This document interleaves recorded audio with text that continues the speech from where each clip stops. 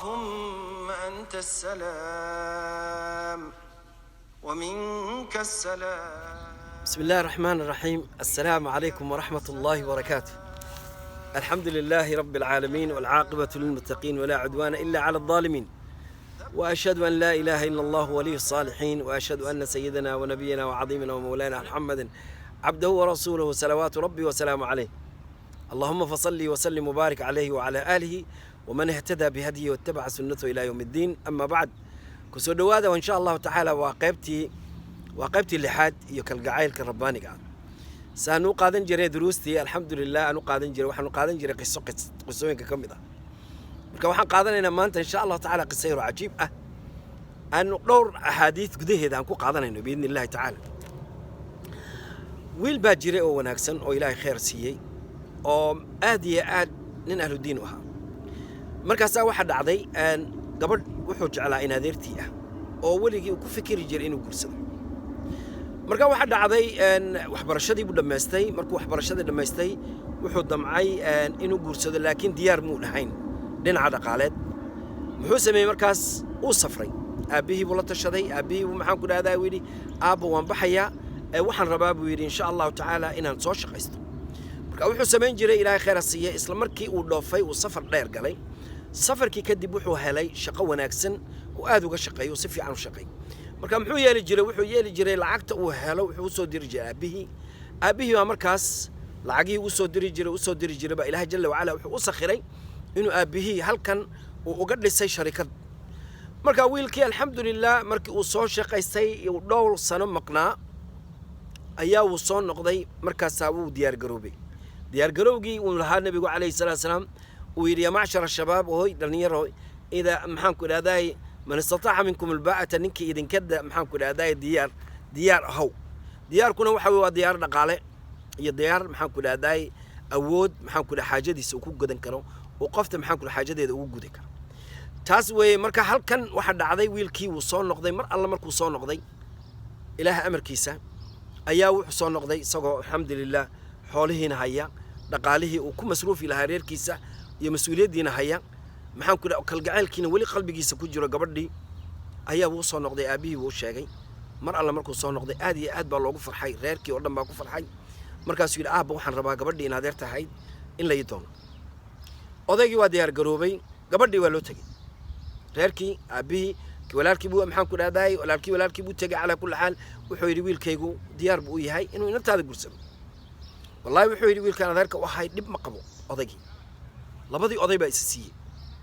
maxaa markaa dhacday? wiilku waxa aanu diinu buu ahaa. wuxuu damcay inuu gabadha uu ka waraysto yidhaahdo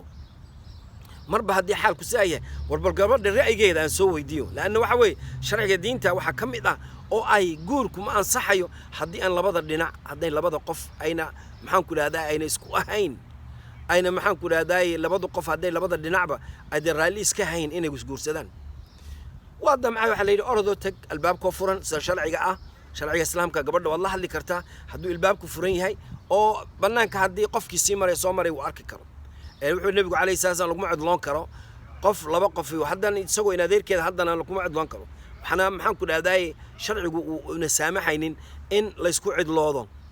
gabadhii buu la kulmay, shaaba wada cabeen, uu sheekay. wuxuu ku yidhi in adeeray ma la socotaa buu ku yidhi intaasoo dhan baa waan ku jeclaa, waana kugu fikirayay inaan ku guursadana niyadeydaan ku hayo noloshayda dhan. maxaa dhacday buu yidhi maantadana waxay taagan tahay buu yidhi in arrinteennu inay alxamdulillah waan soo shaqaystay, diyaar baan ahay, waan rabaa inaan ku guursado. maxaad ka qabtaa? gabadhii qalbigeedii wuxuu arkay gabadhii oo sii jeeda, gabadhii oo maxaan ku dhahdaa aanan maxaan ku dhahdaa nacam iyo la'ba odhan, haana ma odhan, mayana ma odhan. mar alla markuu arrintaas arkay wuxuu yidhi alla ile arrintu meel bay socotaa. kadib waa qof bani aadan, waa qof nin rag ah oo raba in maxaan ku dhahdaa bani aadanka wajigiisa waa laga garanayaa. gabadhii wuxuu ku yidhi walaalay in adeeray ma nin baa iga horreeyo ma nin baad jeceshay buu ku yidhi. gabadhii isla markii naxdintii kor bay u qaaday madaxa, way foorartay markii hore. markaasaa waxay ku tiri kolleyba meel buu taabtay laannu meel niyad ay ku haysay qof kale ay jeclayd oo maxaa qof kale oo jeclayd baa ayaa halkaas u fahmay. mar alle markii ay ogaatay inuu fahmay ayaa waxay ku tiri haa markaasaa wuxuu yidhi waa in adeerka wuxuu ku yidhi in adeeray sheekadiinnu maxaa dhacday uu u iman waaye uu kuu soo dooni waaye waxay ku tiri in adeerow wiilkaas waan jecel lahay jacaylkaasina waxaa noo dhabsan waxay ku tiri wiilkaasi arrintiisa dhibta meesha jirta waxa weeye shaqada uu shaqeeyo shaqo aad ugu filan oo maanta hooyadii buu xoog saaray oo hooyadii ayaa maxaan ku dhahdaa uu ka warhayaa uu dhaqaalayaa oo intiiba waxay isagay ku baxday marka weli xataa al'aankan wax buu ururis buu ku jiraa oo wuxuu rabaa inuu maxaan ku dhahdaa wax noo ururiyo laakiin xataa al'aankan taasaa ku kaliftay inuu iman waayey uu aabbo iga soo dooni waayey ilaahay amarkiisa wiil ahludiin u ahaa arrinta markuu saa u ogaaday wuxuuna ogaaday inuu qalbigiisu dhinaca kale u jeedo qalbigeeda inuu dhinaca kale u jeedo wuxuu yidhi ilaahay amarkiisa mar alle markii uu arrintaasi ku soo dhacday uu yidhi waa gabadhaasi ay niyadda ku haysa wiil oo maxaan ku dhaha hooyadii u adeega hooyadii u naxariista hooyadii maxaan ku dhahdaay shaqo u haya markuu ogaaday qalbigiisa ilaahay qalbigiisa naxariis buu ku soo riday mar alle markuu saas dhacday wuxuu ku yidhi haddaba in adeeray waxaad samaysaa telefoonkiisa isii telefoonkiisa markuu siiyey ayaa wuxuu yidhi waxaan samaynayaa buu yidhi wiilkaasi in adeeray aad isjeceshihiin waxaan rabaa buu yidhi insha allahu tacaala kambanigayga ama sharikadda aan anigu leeyahay inaan shaqo ka siiyo oo weliba shaqada aan siinayo keliyata ma shaqo yaro lacag ku filan oo hadhow insha allahu tacaala adiga iyo hooyadiiba oo maxaan ku dhahdaa ku gudan doono uu ku dhaqaalayn doono ayaan samaynaya alxamdulilah gabadhii aad ba u farxday wuxuu yidhi haddana imikadan telefoonkiisa isii telefoonkii buu ka qaaday wuu wacay wuxuu ku yidhi in adeerow walaalow wuxuu ku yidhi ii waran caafimaadkaaga warkaasaa wuxuu ku yidhi walaal waxaan rabay inaan kula kulmo la kulankii uu la kulmay ayaa waxa dhacday uu yidhi markii uu la kulmay buu yidhi waan la socdaa buu yidhi ogow buu ku yidhi waxaan u yimi arrintaas oon weligay ku fikirayba haddana waxaan ogaaday buu yidhi in adeerta inay ku jecesha maadaama ay ku jeceshahayna ilaahay amarkiisa mar alla markaan ogaaday buu yidhi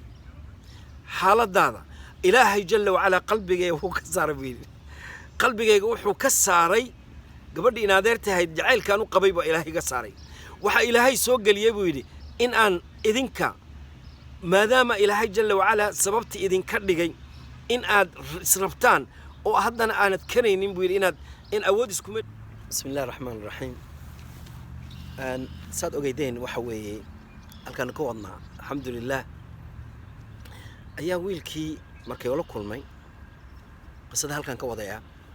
ayaa waxa dhacday wiilkii markay wada kulmeen uu ku yidhi walaalow shaqaan ku siinayaa alxamdulilah gabadhii in adeerta ahaydna insha allahu tacaala mar alla markaan shaqada ku siiyo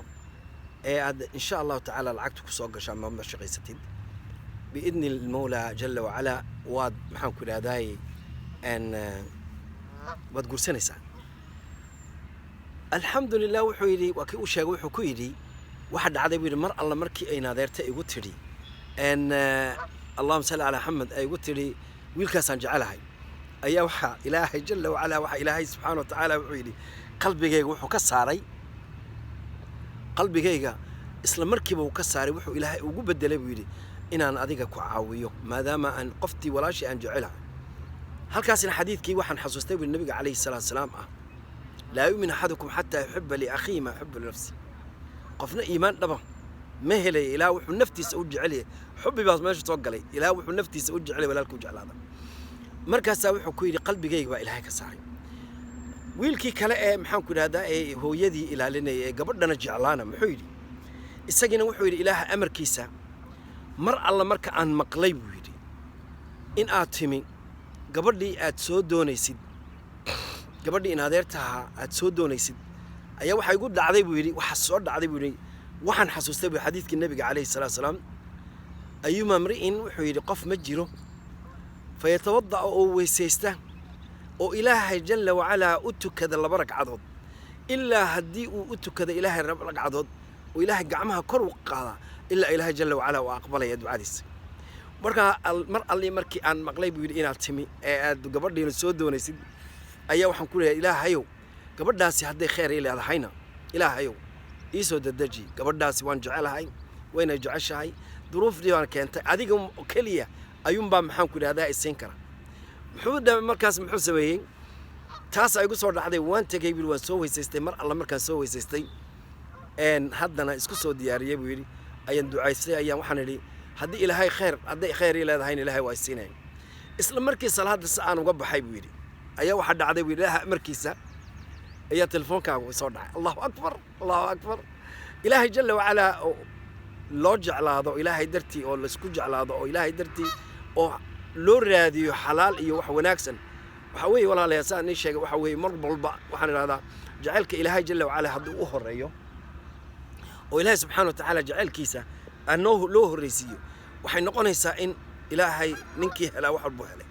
ما هاكل عذي مر الله مركو إلهي أوجستي إلهي جل وعلا وحسيي قبردينا إلهي جل وعلا وقسه علي نكي نذير كده هاي أو إلهي بس سبحانه وتعالى سبب وقردي قبردي مركا وحين نقطي ويلكي مركا وحين نقضي إن وبحاك هذا شقدي بلابه اللهم لك الحمد شقير ولي وحسيي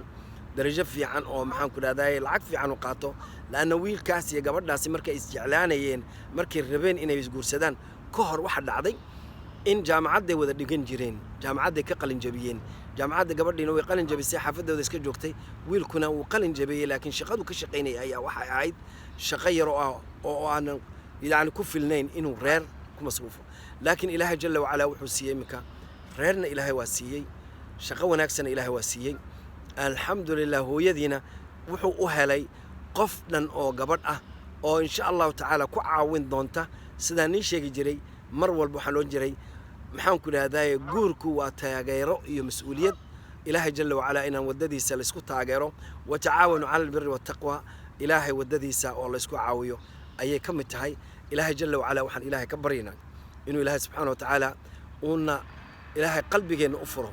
جعلك إلهي درتي لسكو جعلي هاي وبالله التوفيق والسلام عليكم ورحمة الله وبركاته. بسم الله الرحمن الرحيم. عندنا واحد الحمد لله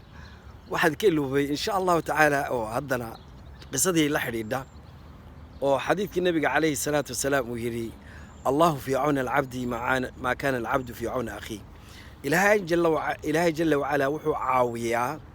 الدونكا أنتو الدونكا ولا الكيسة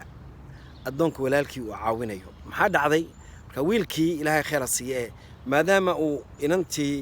ويلكي ولا نادرتي جعلا ولقبتي إلهي جل وعلا يسقمنا لقبتي وإلهي جل وعلا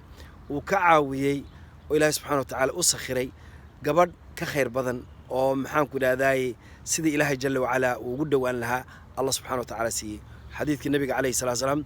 الله في عون العبد إلهي أدون كل جرا وأدونكو عاوية ما دام قفك ولالكي وعاونيه ويلكاسي ولالكي قبردي محمد كده داي نادرتي قرسن لها أبو عاوية إلهينا يسوي عاوية سداسا إلهي جل وعلا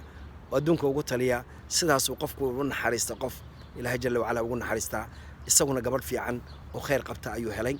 إيو إلهي أنكسو قارين إن شاء الله تعالى درسي جين الصوص وعضا هدي إلهي دادو بإذن الله بإذن المولى جل وعلا وهذه سلامي وكالقعيلك ربانك لقيبتي لحد وبالله التوفيق والسلام عليكم ورحمة الله وبركاته. والإكرام ثبتنا على دين الإسلام.